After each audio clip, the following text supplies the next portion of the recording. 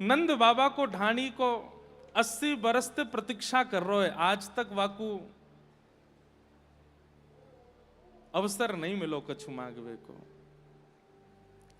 लेकिन आज 80 बरस बाद जैसे ही वाकू पतो चली कि नंद बाबा के लाला भयो है, तो ढाणी को पहुंच गए हो। नंद बाबा नाच रहे हैं, सब ब्रजवासी घेर करके बैठे हैं। इतने में नंद बाबा की दृष्टि पड़ी, अरे ये तो हमारो ढाणी को आयो है। अरे ढाणी के मेरी प्रतीक्षा, यशोदा की प्रतीक्षा तो सबन को दिख रही है, पर तेरी प्रतीक्षा कोई को ना दिख रही। तेने तो बाल्यकाल से प्रतीक्षा करी है कि कोई ऐसा उत्सव होए कि मैं जाऊं। आज तो को पहली बार अवसर मिलो है, तेरी ही प्रार्थना ते हमारे घर लाला भयो है। आज चूक मत करियो, मांग ले, कहा चाहिए। तो वो ढाणी को सजल नेत्रों से श्री नंद बाबा के यहां बधाई गा रहे हो है, आशीष दे रहे हो, और आशीष के बदले मांग रहे हो है। ब्रज भाषा की पद है, मेरे मन आनंद भयो, ब्रजराज ही याचन आयो, अपने अपने मन को मतो, कह परिवार सुनायो। बाबा 80 बरस के बाद आपके यहां लाला भयो है। मैं तो अकेलो ही आए रहे हो लाला को आशीष देवे, लेकिन मेरे परिवार की भी बड़ी प्रतीक्षा रही है। तो सबन ने अपनो अपनो आशीष भेजो, और आशीष के बदले नेक नेक कछु बधाई मांगी है। नंद बाबा बोले तुम चूको मत, सब बताओ कौन ने कहा मांगो। मुनीम जी बुला लिए, बोले सब लिखते जाओ, जो जो ये कहेंगे सब देनो है। तेरे तात कहो समुझाए राय सो, जाए शीशा दीजे, 200 भैंस दूध मन मन की, मेरे काजे लीजे। नंद बाबा बोले भैया तू कितने बरस को है गो? ढाणी को बोलो बाबा मैं 90 बरस को है गयो। और तेरो बड़ो भैया कितने बरस को है गो? बोले बड़ो भैया 110 120 साल को होएगो। बोले 200 भैंस को दूध को कहा करेगो? और बोले भैंस हमारे यहाँ ना है, ब्रजमंडल में दूर दूर तक भैंस ना है, ये तो भैया कहीं और तो मंगानी पड़ेंगी तेरे काजे। बोले अब मैं तो बस बताए रहूं, कहां मांगो आप, देनो ना देनो ये आपकी इच्छा है। बोले भैया तू 200 भैंस ना है, तू 500 गैया ले जाइयो, लेकिन 200 भैंस ना देंगे। आगे बता और कौन ने कहा मांगो है? बोलो महाराज मैं अपने बड़े भैया की बात मान के आने लगो, इतने में ही मेरो बेटा बड़ो सुखदाई, तैसे ही ताके साथी, वाके काजे दीजो बाबा, मत मदा तो हाथी। मेरे छोरा को जब ते पतो चलिए कि आपके लाला भयो, मोते बोलो अरे हमारे यजमान के यहाँ लाला भयो है, मैं पूरे नगर में हल्ला करके सबन को बताऊंगो, लेकिन पैदल नहीं जाऊंगो। मेरे काजे हाथी मंगाओ, हाथी पे बैठ करके और सब पूरे नगर में बताऊंगो हमारे यजमान के घर लाला भयो, और देखो बधाई में मुकू हाथी मिलो है। नंद बाबा बोले भैया तेरो लाला हमारो लाला है, देंगे हाथी, और बता और क्या चाहिए? बोले मैं बड़े बेटा की बात सुन के आने लगो, इतने में ही छोटो सुत चंचल अति मेरो, लाड़ चाव को जोड़ा, वाके काजे दीजो बाबा, 10 है राशि घोड़ा। 10 है राशि घोड़ा, जिनके खूब सुंदर दौड़ हो, जिनके खूब सुंदर केश हो, ऐसे घोड़ा चाहिए 10। नंद बाबा बोले भैया 10 को कहा करेगो, अकेलो छोरा तेरो। बोले बाकी साथी भी तो हैं, बाकी मित्रगण भी तो, अकेलो घूमेगो कहां तक, मित्रन ने नीचे छोड़ेगो तो मित्रन ने बैठावेगो। अच्छा भैया देंगे तो कुछ 10 घोड़ा देंगे, तू बता। अब ये स्थिति जो है ये आपको अनुभव करनी पड़ेगी। ढाणी को सामने खड़ो है, नंद बाबा सामने खड़े हैं और सब ब्रजवासी चारों ओर बैठ करके केवल सुन रहे हैं कि कहाँ चर्चा चल रही है। नंद बाबा बोले देंगे, जैसे ही कहे नंद बाबा देंगे, सब ब्रजवासी कहे हाँ हाँ जय हो हमारे नंद बाबा, कितने उदार। अभी उदारता तो देखियो, अभी अंत में पता चलेगी उदारता। और बता, तेरे दो बेटा है गए, एक भैया है गो, और कौन ने कहा मांगो बता। बेटा बधू लाज तज मोसो, चलत आए बैठाड़ी, नख सिख सो गहनो सब ले हो, सोजो भरियो गाड़ी। मेरे बड़े बेटा को अभी अभी ब्याह भयो। आज मेरी बहू ने बड़े संकोच के साथ घूंघट करके मोते बोली, मेरे पिताजी ने आपके यहाँ मेरो ब्याह या मारे करायो कि आप नंद बाबा के यजमान हो। पर पिताजी बुरो मन मानियो, जाद नाते में आयू ऐसो कछु अनुभव कियो नहीं हमने कि नंद बाबा के यहाँ ते कछु विशिष्ट आयो हो। आज उनके घर लाला भयो है तो मैं अपने पीहर जाऊं तो सबन को बता सकूं कि आपने ऐसे कुल में मुंह को भेजो है कि वहां नंद बाबा की बड़ी कृपा है। और वह कृपा के काजे सिर के केश से लेके पैर के नख तक जितने श्रृंगार एक माता धारण करे सब लेके आई हो नंद बाबा थे। नंद बाबा के नेत्र सजल है गए और सजल नेत्रन से नंद बाबा बोले, अरे तेरी बहू तो हमारी बहू के समान है, देंगे हम। मुनीम जी लिखते जाइयो और एक एक एक भेज दियो इनके यहाँ सुनार को, वो सब रो नाप लेके आएगो और जैसो कहेगी बहू वैसो बनवा के देंगे। और बता, अब देखो नंद बाबा ये नहीं कह रहे हैं कि बस है यूं कह रहे हैं और बता और क्या चाहिए। एक भैया है गए, दो बेटा है गए, एक बहू है गई।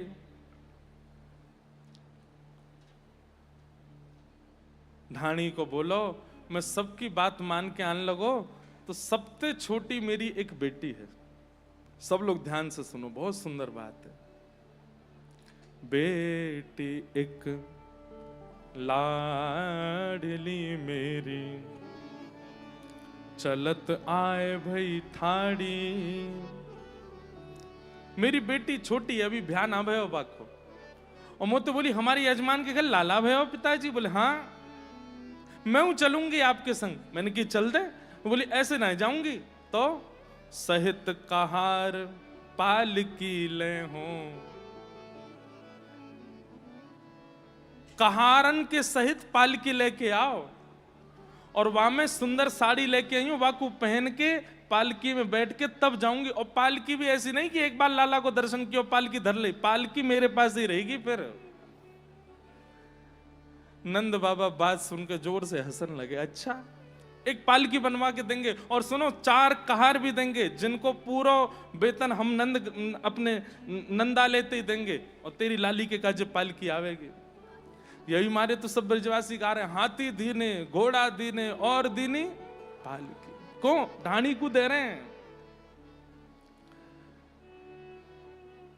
नंद बाबा बोले और बता और क्या चाहिए। बोले मैं सबकी बात मान के आने लगो। हाँ भाई तेरे परिवार के सब लोग गिना, भैया है गए, 2 छोरा है गए, एक बहू है गई, छोरी है गई, और कौन रह गए हो।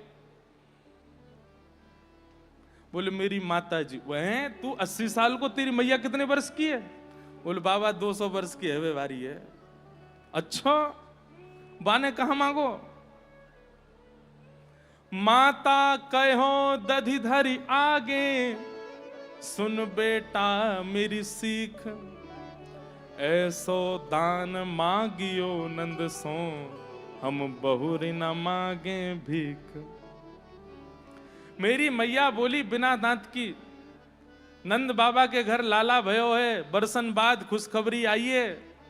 नंद बाबा ते इतनो दान लेके आइयो, इतनो दान लेके आइयो, इतनो दान लेके आइयो कि जीवन में कोई के आगे हाथ ना पसारने पड़े हमको। स्पष्ट कर दियो मैया ने। तो सब ब्रजवासी सुन रहे हैं, नंद बाबा को देख रहे हैं, बाबा आप कहा कहेंगे। नंद बाबा बोले अरे भैया, हे मुनीम जी सब लिख लियो आपने। बोले हाँ लिख लियो। कोई रह तो ना गयो। तो ढाणी को कुछ बोलो नहीं, चुपचाप खड़ो। इतने में भीतर से यशोदा मैया बोली एक रह गई है अभी।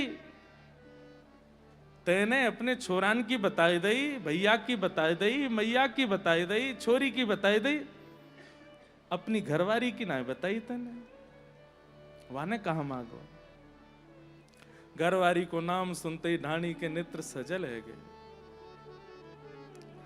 बोले बाबा मैं सबकी बात मान के जैसे ही घर ते निकसन लगो, इतने में ही मेरी घरवारी आई। तब बोली मेरी घरवारी, नीके नीके जइयो।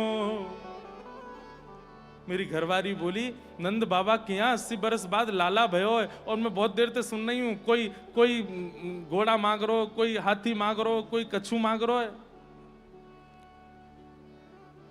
नंद बाबा के यहाँ जइयो और नंद बाबा थोड़ो दें, थोड़ो दें बहुत कर मानो, पर लाज राख घर आइयो। नंद बाबा यदि एक तुलसी पत्र भी हाथ में प्रदान कर दे ना, तो वाकू सिर पे धरते नाचते भय आइयो, लेकिन नंद बाबा के यहां लाज बिगाड़ करके मत आइयो।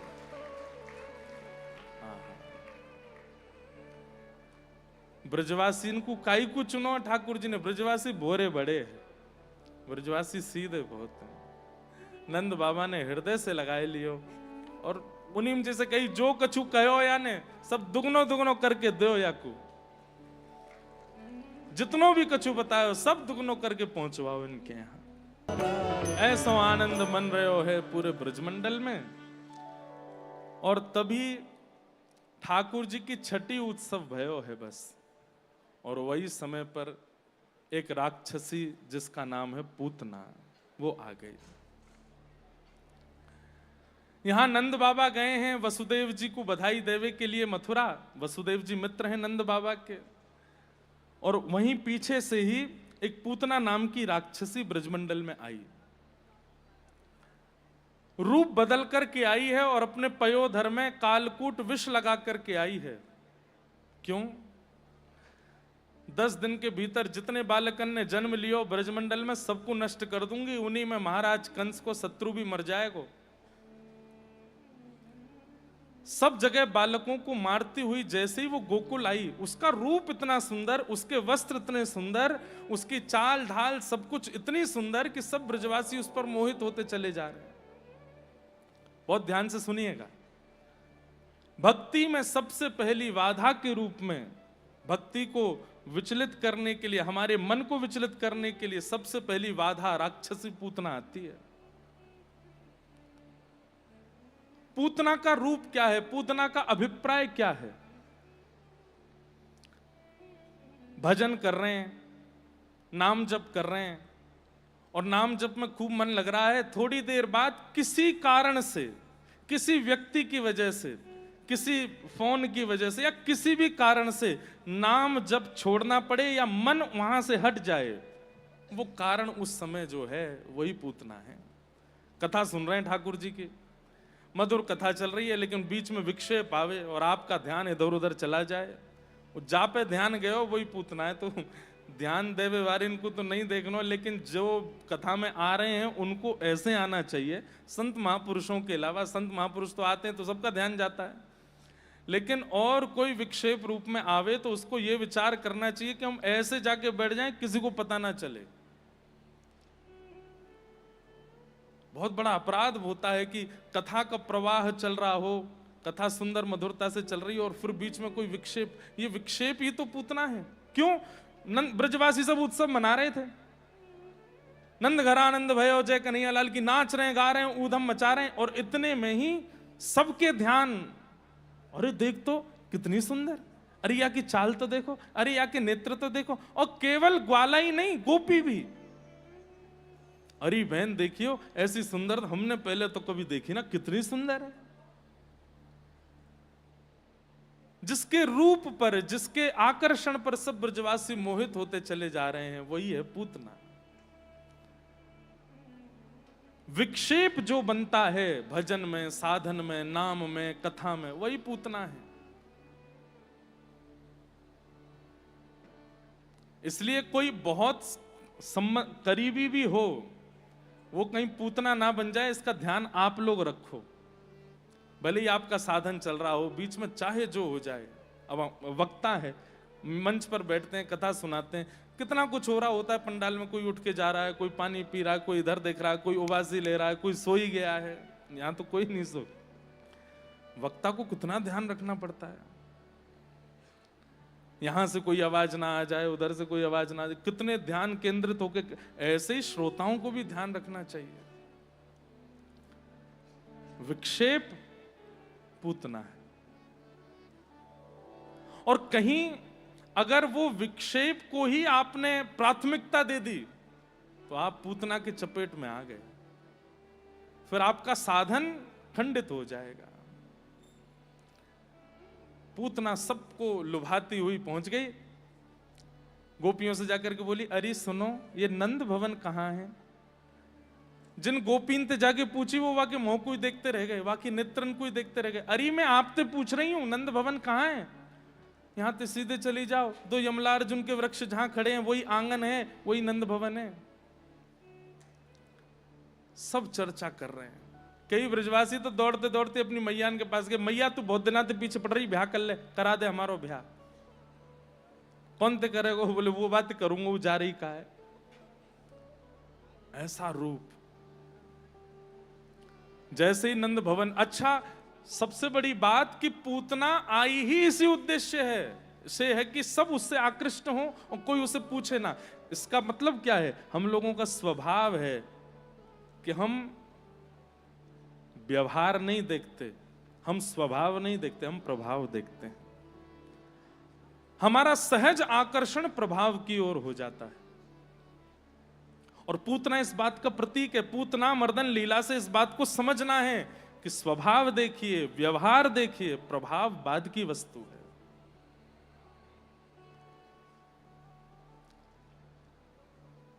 प्रभाव तो रावण का भी था, प्रभाव कंस का भी था। प्रभाव किसी का भी होना बड़ी बात नहीं होती है।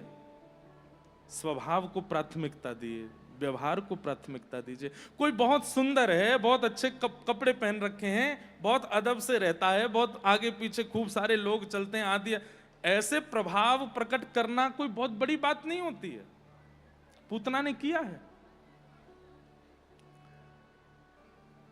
पूतना जैसे ही पहुंची, यशोदा मैया ने रूप जैसे ही देखा, यशोदा मैया बोली, अरे ये तो बड़ी सुंदर है। अरे सुंदरी तुम कहां ते आई हो? पूतना बोली, अरे मैं पास के गांव ते आई हूं, मिश्रा जी तो दर्शन कर गए, मैं मिश्रानी हूं, लाला को आशीष दे। अरे ये तुम्हारो ही तो लाला है, लो तुम्हारो ही लाला है। रूप वस्त्र वर्ण पर आकृष्ट होके यशोदा मैया ने भी लाला दे दिए गोद में। अब यहां समझने वाली बात यह है, पूतना से बचना भी है और पूतना बनना भी नहीं है। दोनों बातें ध्यान से सुनिएगा। पूतना से बचना कैसे, ये तो हमने समझ लिया। अब पूतना बनना क्यों नहीं है, ये समझो। पूतना सबको रिझा गई, पूतना सबको लुभा गई, लेकिन पूतना का सबसे बड़ा दुर्भाग्य, जगत नियंता जगदाधार को गोद में लेकर के भी उनको नहीं रिझा पाई, उनके नेत्रों में जगह नहीं बना पाई। महाराज जी, मन में भाव आता है कि मानव कल्याण है क्या? मानव कल्याण कहते किसको है? तो इस विषय में लोगों की अनेक अनेक भावनाएं होती हैं कि मानव कल्याण इसको कहते हैं, मानव कल्याण इसको कहते हैं। पर हमारा एक भाव सुन लीजिए कि मानव कल्याण किसको कहते हैं? जीते जी अपने जीवन में अपनी क्रिया से, अपने व्यवहार से, स्वभाव से हरि प्रिय बन जाना, यही मानव कल्याण है। हरि के प्रिय बन जाओ। गोस्वामी तुलसीदास जी महाराज को हरि प्रिय नहीं है, गोस्वामी तुलसीदास जी हरि को प्रिय है। मीराबाई को हरि प्रिय नहीं है, मीराबाई हरि को प्रिय है। श्री नाभा गोस्वामी जी महाराज को हरि प्रिय है, ये बात सब है, पर वो हरि को ज्यादा प्रिय है। हमारी स्थिति, आपकी स्थिति क्या? हमको हरि प्रिय है, पर हरि को हम प्रिय हैं, इस बात का कोई प्रमाण नहीं हमारे पास। ठाकुर जी हमसे रीझे हैं, इसका कोई प्रमाण नहीं।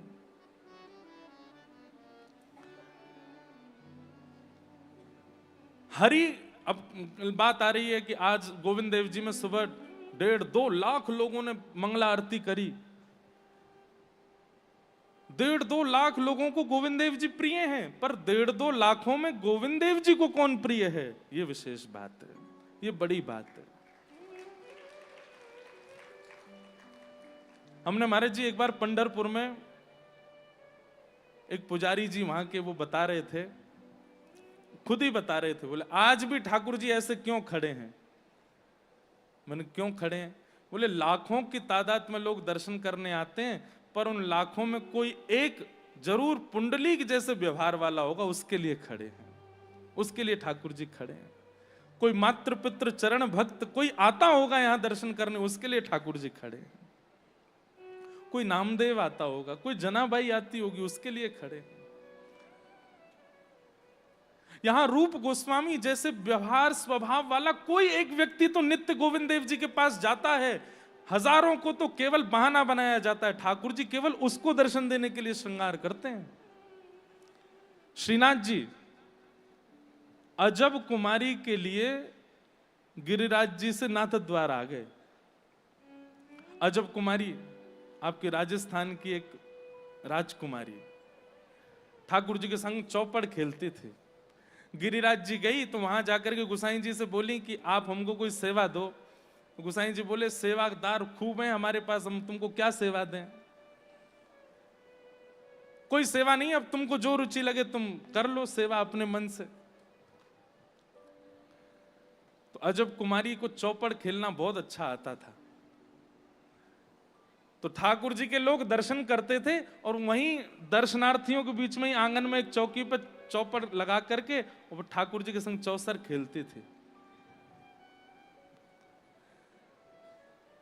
महाराज जी कहते हैं एक चाल तो वो खुद करती और फिर दूसरी चाल ठाकुर जी की चलती। एक बार खुद चलती और फिर अपनी चाल चलने के बाद कहती अब जय जय आपकी तरफ से चलूंगी, और फिर चलती ऐसे। तो उसका इतने लगन से जो वो खेल खेलती थी, इतने लगन से खेलती थी कि ठाकुर जी बड़े ध्यान पूर्वक उसके खेल को देखते थे। एक बार अजब कुमारी ने देखा ये ऐसे नीचे नजर करके खड़े हैं, लेकिन जब मैं इनकी चाल चलती है तो ये थोड़े से नेत्र ऊपर कर लेते हैं देखने के लिए कि क्या आया हमारी चाल में। तो अजब कुमारी, बात तो सुनो पहले पूरी। तो अजब कुमारी गिरिराज जी में 3-4-5 दिन तक तो खेली, फिर उसके पिताजी का संदेश आया कि अब तुम वापस आओ। तो वापस जाना नहीं चाहती है ठाकुर जी को छोड़ करके। तो ठाकुर जी से कहते हैं हे नाथ ऐसा कुछ कर दो कि मैं सदा यहीं रुक जाऊं, मैं यहां से जाऊं ना, आपको देखे बगैर रह नहीं सकती। गिरधर छवि पे अटक्यो मेरो मन, गिरधर छवि पे अटक्यो मेरो मन। मैंने आपको इतना खेल खिलाया, आप मेरा इतना नहीं कर सकते कि मुझे यहीं रोक लो। ठाकुर जी ने कोई योजना नहीं बनाई। तो अजब कुमारी आज पहले से ही दृढ़ करके बैठी है, बोले आज आपको हराऊंगी, खेलो आप। तो एक चाल अपनी चलती है और फिर एक चाल ठाकुर जी की चलती है। अब वो इतनी निपुण थी, वो रोज तो हार रही थी अपने आप जानबूझ करके, लेकिन आज उसने सोच लिया कि आज ठाकुर जी को हराऊंगी। चाल चलते चलते चलते जैसे ही बाजी अंतिम आने वाली थी तो उसने ठाकुर जी की ऐसी चाल चली कि ठाकुर जी हार ही गए। अब नहीं जीत रहे। और वहां पुजारी जन सब खड़े होकर के देखते थे, और जैसे ही ठाकुर जी की बाजी बढ़िया आती तो सब जय जयकार करते, अरे हमारे श्रीनाथ प्यारे की जय, गिरिराज धरण की जय, जीत गए हमारा लाला। लेकिन आज सब शांत खड़े, क्यों? अजब कुमारी जीत रही है, ठाकुर जी हार रहे। अंतिम बाजी थी, अजब कुमारी को एक चाल चलनी है और उस पर ही निर्णय हो जाएगा कि ठाकुर जी जीते कि अजब कुमारी। भीतर से श्रीनाथ जी धीमे धीमे ऐसे नेत्र उठा उठा के बीच में देख रहे हैं, कहा है रोए। इतने में ठाकुर जी को प्रश्वेत का बिंदु आया, ऊपर से पसीना आ गए ठाकुर जी को, और अजब कुमारी ने वो देख लिया।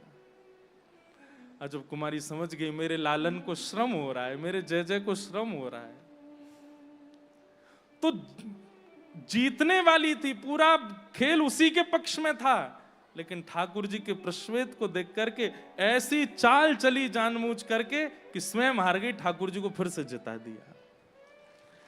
जैसे ही ठाकुर जी जीते, इतने में तो मानो ठाकुर जी श्रीनाथ जी ने दोनों नेत्र ऊपर करके अजब कुमारी को देखा, मुस्काए मंद, दो दतुइयां दिख गई ठाकुर जी की, प्रसन्न हो गए उस पर। और मनी मन ठाकुर जी ने आश्वासन दिया, बोले मांग लो, जो मांगोगे सो दूंगा, मैं तोते बहुत खुश हूं, तेने इतनो मेरो आनंद कियो, इतनो मुझको सुख दियो, मांग ले, कहा चाहिए। बोले सोच लो, मैं मांग लूंगी। बोले तू मांग ले, मैं देवे में देरी ना करूंगा, तेने मेरो इतनो उत्साह बढ़ायो, रोज मुझको जितायो। अजब कुमारी कहती है, मेरे पिता मुझको यहां रुकने नहीं देंगे, मुझे आज जाना पड़ेगा नाथ, अब कृपा करो, मैं तो यहां नहीं रुक पाऊंगी, लेकिन आप मेवाड़ आ जाओ, आप आकर के वहां विराजो।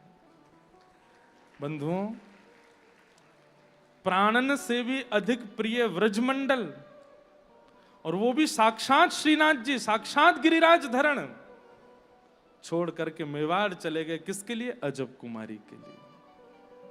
इतना बड़ा त्याग कौन कर सके? ठाकुर जी तो ऐसे प्रेमी हैं, ऐसो दुलराम है, ऐसो स्नेह दें। और आज भी ठाकुर जी मेवाड़ में चौसर खेलते हैं भाव से कि अजब कुमारी खेल रही है। दुर्भाग्य है पूतना का कि साक्षात परमात्मा गोद में है, सबको रिझा लिया है पूतना ने, लेकिन परमात्मा को नहीं रिझा पाई।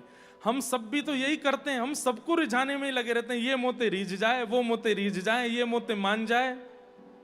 अरे बाकी इनको छोड़ो, एक ठौर श्री गोविंद देव जी की ले लो, ये रीझें बस।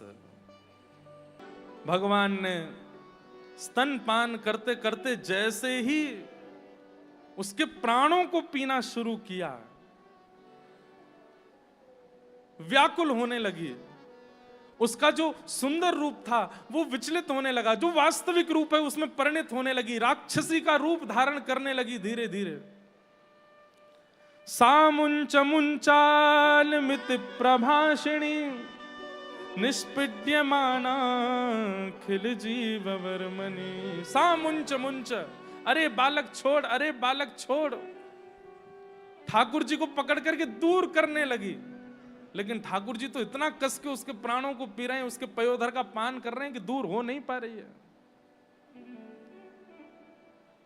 विशाल विकराल रूप धारण कर लिया पूतना ने, लेकिन ठाकुर जी ने उसके पयोधर का त्याग नहीं किया। अंत तो गत्वा, ठाकुर जी ने जैसे ही प्राण पिए, प्राण पीते ही पूतना का शरीर धड़ाम से गिरा। गोकुल के पीछे के खेत सब चटनी बन गए, जोर की आवाज हुई, सब ब्रजवासी दौड़े, कहां ते आवाज आई, कहां ते आवाज आई, तो देखो गोकुल के पीछे विशाल राक्षसी पड़ी है, और उसकी गोद में उसके पयोधर पर श्री ठाकुर जी लेटे। बोलो पूतना मर्दन भगवान की। भगवान ने पूतना का वध किया। ब्रजवासियों ने जाकर के ठाकुर जी को वहां से उठा लिया, लेकर के सीधे कहां गए? गौशाला गए। गौमूत्र से स्नान करा के गौरज ठाकुर जी के 12 अंगों पे, भगवान के नाम से भगवान कोई जहाड़ा देख करके 12 अंगों पर गौरज लगाई है ठाकुर जी को। पूतना के शरीर को ब्रजवासियों ने चिता बना करके अग्नि प्रदान की। कहते हैं कि पूतना के अंग से सुगंधी आने लगी, जैसी जली तो वैसे लगे मानो जैसे कोई धूप अगरबत्ती जल रही हो। क्यों? ठाकुर जी ने स्पर्श कर लिया, ठाकुर जी ने पयोधर पान कर लिया।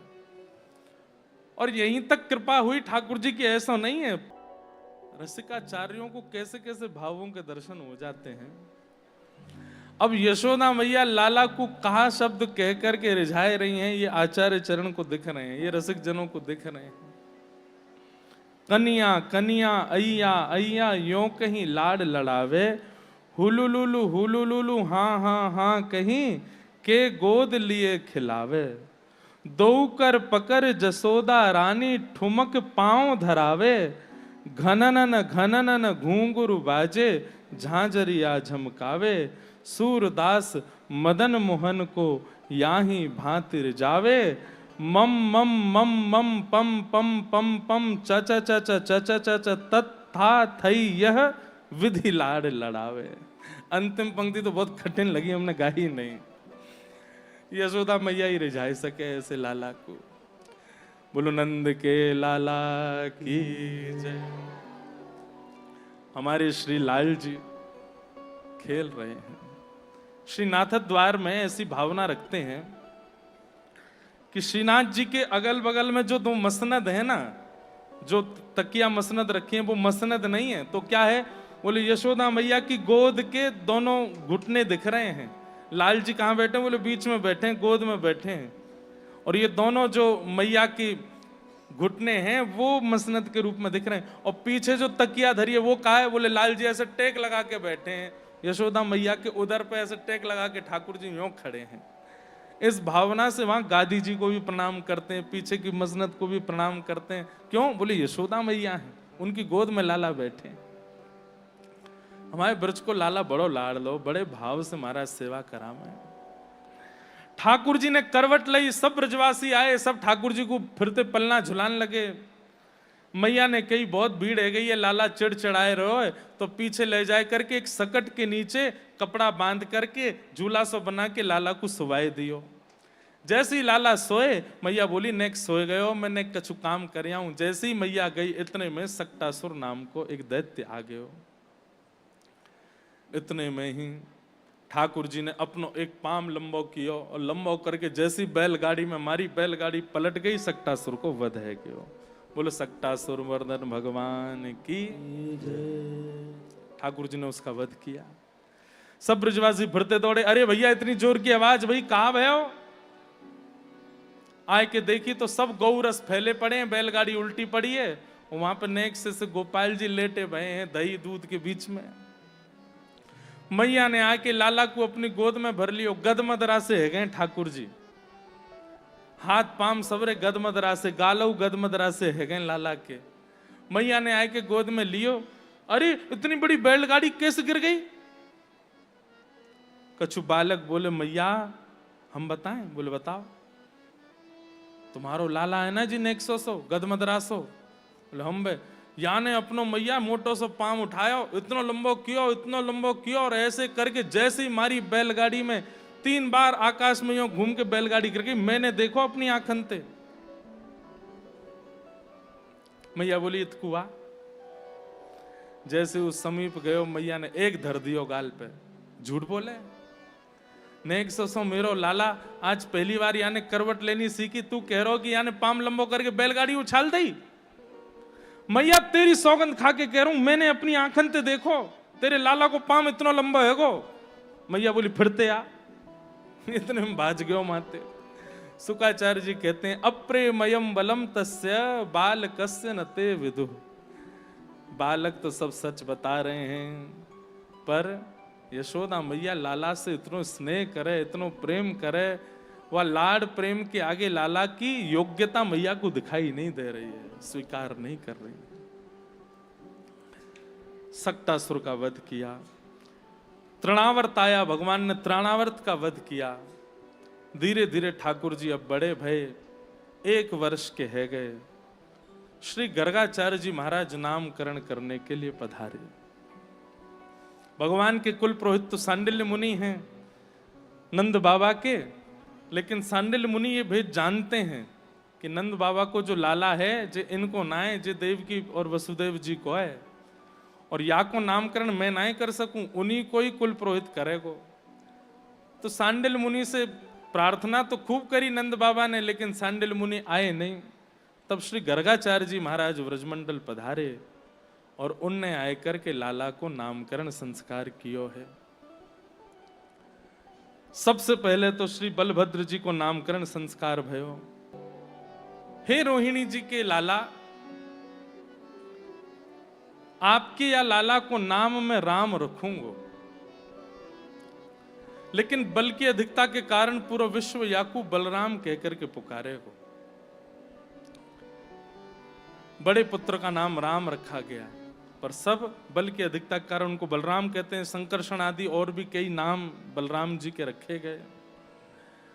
अब छोटे लाला की बारी आई तो ऐसा वर्णन करें कि श्री गर्गाचार्य जी समाधिस्थ हो गए जैसे ठाकुर जी को देखा। क्यों?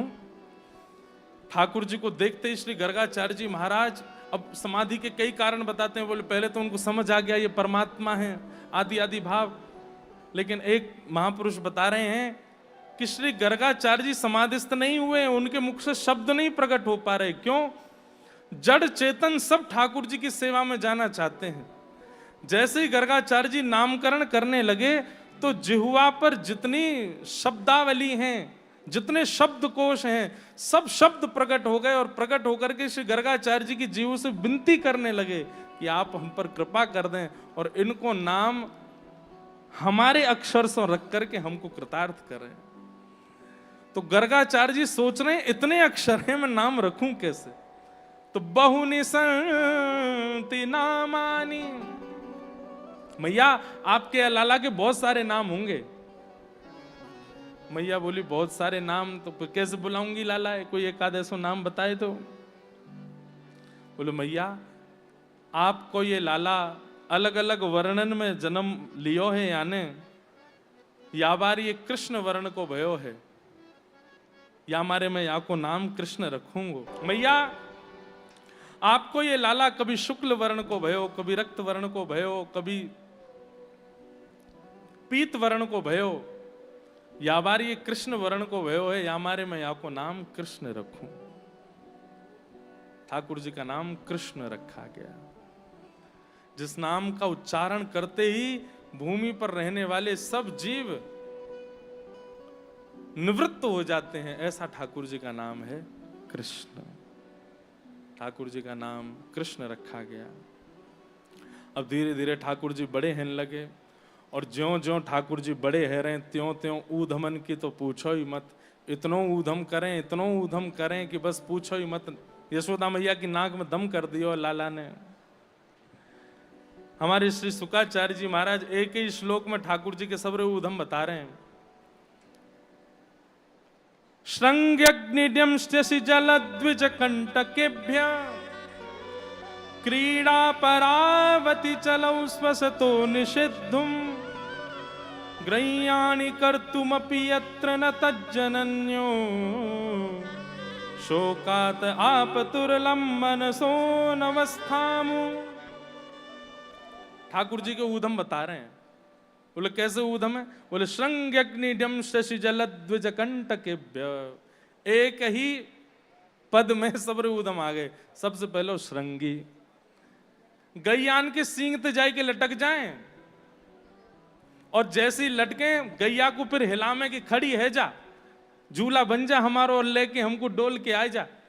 तो जैसे गैया के सींग पकड़े फिर को जोड़ जोड़ते हिला में, जैसे ही गैया खड़ी है जाए तो ठाकुर जी को झूला बन जाए, लटक जाए वहां पे।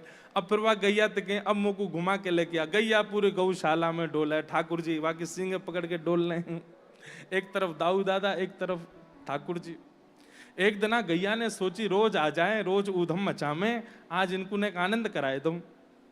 तो रोज के भांति ठाकुर जी फिराए गए, गैया के सिंह पकड़ लिए, एक तरफ थे दाऊ दादा, एक तरफ थे ठाकुर जी। जैसे ही वहां को सिर हिलाने लगे, सनेक देर तो गैया उठी। जैसी उठी ठाकुर जी बोले दाऊ दादा मजो आगो, देख खड़ी है गई है, अब ये लेके जाएगी, हमें घुमावेगी डुलावेगी सब जगह। जैसे ही गैया चली तो महाराज आज गैया ने गति बढ़ा ली अपनी, नेक जोड़ते दौड़ने लगी। तो जैसी जोड़ते दौड़ी, छोटे से ठाकुर जी छोटे छोटे हाथ हैं तो धीमे धीमे उनकी पकड़ धीमी होने लगी। गैया को जैसी अनुभव भयो कि पकड़ ढीली है रही है, अब ये छूटवे वाले हैं। यहां ठाकुर जी चिल्लाए दाऊ दादा ऐसा लग रहा हो कि गैया गिर देगी। लाला गैया ना गिरेगी, हमारे हाथ छूट रहे हैं यहाँ पे थे। अरे मैया बचाइयो, अरे दाऊ दादा कहां को चले गए, जल्दी आए के मुंह को बचाइयो, देखो गैया मार रही है। ठाकुर जी चिल्लाने लगे। इतने में गैया लेकर के गई जहां 9 लाख गैयान के गोबर को सब ढेर पड़ो, और वहां के ऊपर ले जाए करके गैया वहीं जोर जोरते अपने सिर हिलाने लगी। ठाकुर जी बोले देख देख देख दाऊ दादा, मैं पहले ही कह रहा हूं हमारे हाथ ना छूट रहे थे, गैया ही हमें मार रही है, गोबर में लेके आइए ताकि हम धस जाएं या गोबर में गिर जाएं। इतने में तो जोड़ते गैया ने एक छिटकाए, सोई ठाकुर जी को हाथ छूट गयो और कंठ कंठ भर गोबर में जाके धस गए। और गैया मंद मंद ठाकुर जी की ओर देख करके आनंदित है कि बन गए गोवर्धन नाथ। गोवर्धन बन गए ठाकुर जी। मैया दौड़ करके आई, बोले कहां चलोगे लाला? अब दूर रही है, 9 लाख गैयान को गौशाला है। लाला, ठाकुर जी कह रहे हैं हाँ मैया। अरे कहां कुएं लाला? अरे मैं यहां हूं, यहां देखो। अब मैया कहां समझे, यहां कहां? मैया तो गैयान के पास देखे, बछिया बछड़ान के पास। ठाकुर जी कह रहे मैया यहां हूं, इतकू देख। अब हाथ पांव सब धस गए, भीतर तो उठ नहीं पा रहे। मैया ने जाए करके देखे तो ठाकुर जी तो गोबर में धसे पड़े हैं। मैया जाए के ठाड़ी भाई, रे एक तो वैसी कारोस हो, और मैं जैसे तैसे नवा धुवाई करके तू को श्रृंगार करूं, और तू आए के या गोबर में खेले, गोबर में कूद जाए। अब मैया तू वहीं से बात करती रहेगी, मुंह निकाल तो नहीं आती। यशोदा मैया जैसे तैसे नेक हाथ पांव अधर करके भीतर गई, और जैसे ही लाला निकारे सो ठाकुर जी गोद में ले ले मैया, लेकिन गोद में ना ली, ऐसे ही लेके चल रही है। दूर रहियो मोते, मेरे पास मत जी। और ठाकुर जी अपने कभी पाम ते छिटका में गोबर मैया के ऊपर जावे। मैया कहें देख दारी को माने ना है, मैया तुमको हृदय ते ना लगावे कि मैं तेरो लाला ना हूं। आज नहीं लगाऊंगी, पूरा गोबर में नहारो है। मैया देख बड़ो जाड़ो पड़ रो, तू मुझको नहवाई देगी, मुझको जाड़ो लग जाएगो, मैं अकेले ना नहाऊंगो। बोले तो तू भी नहा ले मेरे संग। मैया बोली मैं नहीं नहाऊंगी, दूर दूर खड़ो रह के स्नान करियो। और दूर खड़े करके यशोदा मैया दूर ते ऐसे जल डाल रही है। ठाकुर जी कभी हाथ पकड़े, बोले मैया मेरे पास आए जा, तो को भी गोबर लगाए दूं। इतने में ही हाथ छूट गए मैया को, और ठाकुर जी दौड़ के गए यशोदा मैया के अंक में भर के, और ऐसे ऐसे करके अपने सर्व अंग को जितनो गोबर लगो सब मैया के लगाए दियो। बोले मैया अब दोनों नहीं नहीं करेंगे, चलो। ऐसा ऊधम मचा में। द्यमष्टि ठाकुर जी के 2 दांत निकरे आए हैं, 4 दांत निकरे आए। ठाकुर जी रोज जामे और मणि खम्भ में जाए करके अपना मुंह खोल के अपने दांत गिने, आज कितने निकरे। मैया ते जाए के कह रहे मैया ये गैया बछड़ा बछियान को जन्म दे और कछु दिनान में इनके सवरे दांत निकस के आए जाएं, मैं इतनो बड़ो बूढ़ो है तो जा रहा हूं, मेरे दांत क्यों ना निकल रहे। मैया बोली लाला तू माने ना है, गैया को बछड़ा दूध पीवे, बछिया दूध पीवे, तू पूरे दिन मक्खन मिश्री खावे, चीकनो होवे मक्खन, दांत निकरे तो हैं पर चीकने के कारण पेट में चले जाएं तेरे, दूध पिए कर। ठाकुर जी बोले मैया मो 10 दिन है दूध पीते पीते एक दांत नहीं निकसो मेरो। अब तो मोए ऐसा लगे कि मैया मैं जब तेरे गर्भ में हतो तेने खान पान में कमी छोड़ दी, तभी मेरे दांत नहीं निकस के आए हैं। यशोदा मैया बात ने सुने, बात सुन करके फिर लाला को कहें लाला ऐसी बात मत करे कर, मेरी नजर लग जाएगी तो को। जल, ठाकुर जी को जल में बड़ा सुख मिलता है। कैसी लीला है। ठाकुर जी रोज जिद करें नंद बाबा ते, कहा जमुना जी जाऊंगो, मेरो उंगली पकड़ के ले चलो, डुलावे ले चलो, जमुना जी जाऊंगो।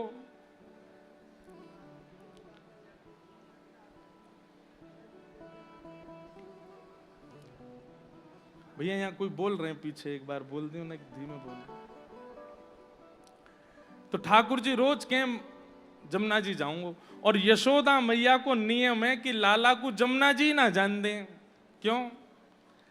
क्योंकि कोई ना कोई बहानो बनाए करके उंगली छुड़ा के हाथ छोड़ के लाला को काम है दौड़ के जाएंगे, कूद जाएंगे जमुना जी में। आज नंद बाबा लाला को लेकर के जा रहे हैं। यशोदा मैया पहले ही कह के भेज देंगे ध्यान रखियो जमुना जी मत लेके जाइयो याकू। नंद बाबा बोले ना लेके जाऊंगा। लाला ना जाएगा ना बाबा बिल्कुल ना जाऊंगा, हाथ पकड़ चलूंगा आपको। जैसे ही जमुना जी दिखन लगी ठाकुर जी को मन मचलन लगो। जैसे ही मन मचलो सो ठाकुर जी बाबा बोले लाला मैं सब समझ रहा हूं, कछु मत बोलियो, चुपचाप बस डोल के चल वापस। ना बाबा मैं कछु कह थोड़ी रहा हूं, मैं बस यूं कह रहा हूं पाम गीरे कराए दो, बस नेक जमुना जी में मेरे पाम गीरे करवाए दो। जैसे बालक उनको स्वभाव रहे ना पाम डार के बैठ जाए नदी में तालाब में, ऐसे ठाकुर जी कह रहे मेरे पाम गिरे करवाए दो। ठाकुर जी को नंद बाबा ले गए, बोले चल पाम गिरे कर ले। अब माँ के अपेक्षा पिता को स्वरूप थोड़ो ऐसो होवे कि वो जल्दी रीझ जाए बालकन पे। लाला पाम गिरे कर ले फिर चल दियो। ठाकुर जी नेक नेक पामन ने गिरे करन लगे। अब नेक हाथ पकड़ के नेक नेक और भीतर जान लगे।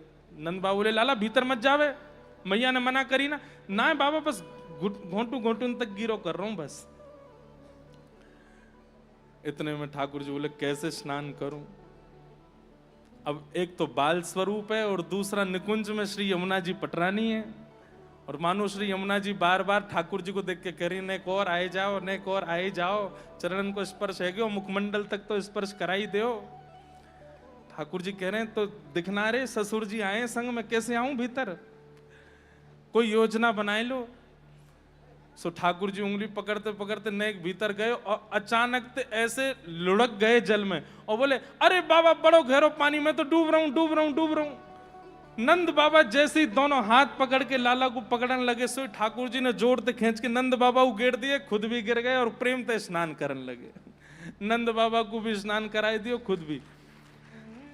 नंद बाबा बोले अरे लाला तू खुद तो गिरो, तेने मोह का को गिर दियो। नहीं बाबा ऐसे ही अकेलो नहाना हूं ना मैं, मुझको अच्छो लगे बाबा के संग नहानो, मैया के संग नहानो। अच्छो चल अब मैया ते तेरी पिटाई करवाऊंगा। जैसे ही नंद भवन जान लगे ठाकुर जी सोच रहे आज मैया नहीं छोड़ेगी, आज तो मैं नहा लिया हूं। सो जैसे ही नंद भवन दिखन लगो वहीं ठाकुर जी उंगली छोड़ के दौड़ करके गए यशोदा मैया के पास और भीतर जाके रोते रोते कहने लगे मैया तेरी सौगंध खा के कहूं बाबा ने जबरदस्ती जमुना जी में गिर दियो, मैं खुद को स्नान करवे को मन मुंह स्नान कराई दियो। भैया बोली अच्छो देख रही हो बाबा गिरो है क्या रो पूरो। भारते बाबा आए अपने हाथ पामन ने समन ने झाड़ते भय। यशोदा मैया बोली तुम इतनी उम्र के है गए हैं, बालकन के संग बालकन जैसी लीला करो। और अब कोई बालक हो, मैंने कही कि लाला मत लेके जाइए जमुना, खुद कूद गए जमुना जी में। अरे मेहर मैं ना कूदो, बोले मुझे सब पता है, लाला ने सब बता दी। कहा बताई तेरे लाला ने? लाला बोल लो कि खुद गिर गए और मुंह गिर दियो संग में। बोले अच्छो ये बताई माने? बोले हम में। अरे यशोदा तुमको कहा बताऊं कितनो झूठो है, खुद गिर गो और वहां पे नाटक करने लगो कि मैं डूब रहा हूं और मैंने जैसे हाथ दियो तो मुंह खींच लियो वहां में। ऐसे ऊद में श्रृंग्यग्निडम शशि जलत द्विज कंटकेभ्य। द्विज ब्राह्मणों के साथ क्रीड़ा करते हैं ठाकुर जी, ग्वाल बालों के संग मिलके झूठा झूठा यज्ञ कर लेते हैं ऐसे खेल खेल में। और फिर यज्ञ करने के बाद में गोकुल के ब्राह्मणों के पास जाते हैं और ब्राह्मण जाके हमारे घर आज यज्ञ भयो है, आपको भोजन पावे आनो है। ब्राह्मण बोले नंद बाबा के यहाँ यज्ञ हुआ? बोले हाँ। संध्या है तो सवरे ब्राह्मण टोली लेके आ जाएं। नंद रानी यशोदा जैसी अटारी ते देखे नीचे आए कि बोले अरे अरे जय हो सब ब्राह्मण देवता, आज आप सब हमारे घर पधारे, कैसे आगमन भयो आप सबन को? मैया निमंत्रण देकर के ये पूछनो कि कैसे आनो भयो, ये बहुत बड़ा अपराध है मैया। यशोदा मैया बोली मैं समझी ना। बोले आपके घर यज्ञ भयो, लाला आयो निमंत्रण देवे और संग में मधुमंगल श्रीदामा सबरे ग्वाल बाल भी है वाके और कह के गयो कि हमारे घर यज्ञ भयो आपको आनो है। यशोदा मैया बोली वह लाला की बात आप मान के आओगे? ब्राह्मण बोले आ तो गए मैया, एक काम और कर आए। बोले का ब्राह्मणी तो मना कर आए कि चूल्हो मत रही हो, आज तो यशोदा मैया के यहाँ पामेंगे, वहीं ते घर के काज लेके आवेंगे। अब अगर खाली हाथ गए तो ब्राह्मणी घुसन लाई देगी, मैया तेरे हाथ जोड़े कछु व्यवस्था कर। मैया बोली व्यवस्था तो करूंगी, पहले यजमान ढूंढ के लाओ, वो है कहां जाने निमंत्रण दियो। कितनी सुंदर लीला है। ठाकुर जी सुबह तैयार होकर के नंद भवन से निकल जाते हैं और जितने भी ब्राह्मण और संत द्विज दिखते हैं जाते ही ठाकुर जी दंडवत करते हैं और दंडवत करके पता क्या कहते हैं? अरे आप यहां डोल रहे हो, मान नंद बाबा यशोदा मैया आपकी बात निहार रहे हैं। जान ना पहचान संत महापुरुष ब्राह्मणों से ऐसे कहते हैं। ब्राह्मण बोले लाला तू कौन है? अरे मैं ब्रजराज नंद बाबा को लाला हूं। मोकू उनने भेजी कि एक महात्मा आ रहे होंगे, उनको जाके निमंत्रण दिया। मैया ने आज पूड़ी बनाई है, कचौड़ी बनाई है, दाल बनाई है, सेंगरी की सब्जी बनाई है, सुंदर माखन को लोना निकारो, छाछ बना के धरी है, आपके काज जल्दी पहुंच जाओ। मैया के यहाँ कोई व्यवस्था नहीं है, लेकिन रोज मैया के यहाँ 100-200 संतन की भीड़ लग जाए। मैया आके कैसे आए? आपको लाला आके बोलो कि आप हमारी प्रतीक्षा कर रही हो। अब मैया बोले अगर मैं मना करता हूं तो अपने लाला कोई मान घटे। तो मैया जबरदस्ती एक थाली लेके मैं सबन को ठीक हूँ, हम प्रतीक्षा ही कर रहे हैं, आप विराजो। भीतर जाके रसोई में गए, बनाओ सब सामग्री, आन दो यार, आज तारीख के बताऊंगी मैं। शाम को जैसे ही ठाकुर जी आए, यशोदा मैया ने पूछा, अरे कहां ते जाए कि ब्राह्मणन को संतन को न्यो तो दे के आ जाए, और न्यो कह दे हम प्रतीक्षा कर रहे हैं, काय को करे ऐसो?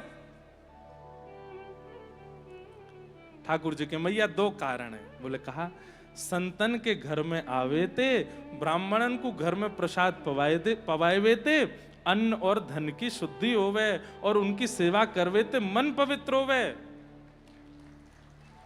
अच्छा बड़ी बड़ी बात न करे लाला। और दूसरो कारण का है? बोले मारेगी तो ना है, वो ना मारूंगी, वो ना तू मारेगी, वो ना मारूंगी बता। बोले पहले हाथ छोड़ तब बताऊंगा, नहीं तो पकड़ लेगी तू। यशोदा मैया बोली ना हाथ पकड़े पकड़े बता। मैया तू महारानी है गई है, पूरे दिना सेवक सेविका लगी रहे, कछु करे धरे ना है मैया। तो मुँह को यूं लगे कि मेरी मैया कहीं ब्याहते पहले मेरी मोटी ना है जाए, या हमारे मैं तो चाहूं कछु ना कछु कार्य में लगी रहे, या हमारे संत ब्राह्मणन को भेजता रहूं, या कि मैया रसोई में लगी रहे। मैया बोली रुक जा दारी के बताओ। ठाकुर जी चौकड़ी मार के भागे। ऐसो उदम मचा में। हाँ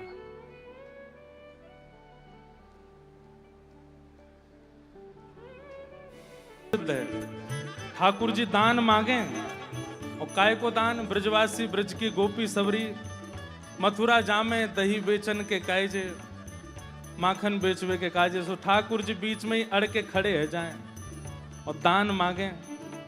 गोपी सब कहें कि अरे लाला काय बात को दान चाहिए? बोले जे मार्ग हमारे नंद बाबा और हमारे पुरखिन ने बनायो है, या हमारे या मार्ग को दान लेनो हमारा अधिकार है। एक प्रकार से कहें कहा लें ठाकुर जी कर ले रहे हैं कर। ऐसे ठाकुर जी लीला करते हैं।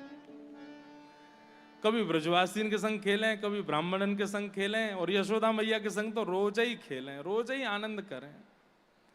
सूरदास जी महाराज ने ऐसे सुंदर सुंदर भाव प्रस्तुत किए हैं श्री यशोदा मैया के संग क्रीड़ा के। अनेक भाव हैं।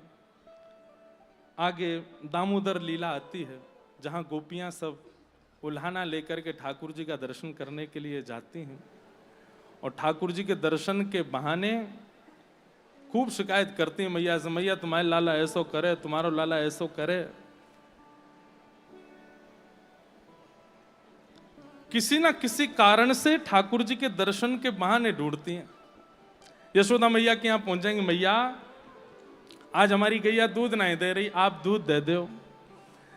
मैया जैसे दूध लेके आवे तो इतने में गोपी अपनी नजर पूरी घुमाए ले कि लाला है कहाँ, ने दिख तो जाए, वहां के दर्शन तो हो जाए। दरस बिन दुखण लागे ने, दरस बिन दुखण लागे। कोई गोपी जावे, मैया मेरे घर दियो जरावे की व्यवस्था ना है, आपने एक दियो जराए दो। मैया के सामने दियो लेके जावे, मैया जैसे तैसे दियो जराए दे। बोले है गो अब चली जा जा।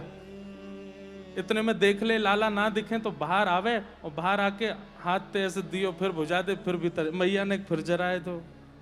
मैया के अभी तो जलायो, बहुत जोर की हवा चल रही है, मैया बुझ गो। जितने में मैया अग्नि की व्यवस्था करवे जाओ, इतने में गोपी सब जगह दृष्टि घुमा ले कि कहीं से ठाकुर जी दिख जाए। ऐसी व्याकुलता चित्त में रहती है गोपीन के ठाकुर जी के दर्शन की, और इसी व्याकुलता के कारण गोपियां बहाने बनाती हैं, ठाकुर जी के दर्शन के उल्हाने ले ले करके जाती हैं।